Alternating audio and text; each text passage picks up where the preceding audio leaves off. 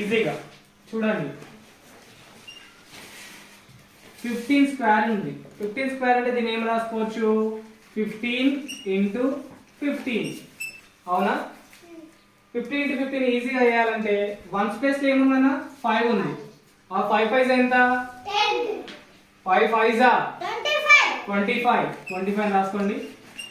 First 10 space లో ఎంత ఉంది దీని తర్వాత వచ్చిన నెంబర్ ఎంత 2 ఈ రెండింటి 2 1 2 ఆన్సర్ ఇస్ 225. 25 స్క్వేర్ ఉంది.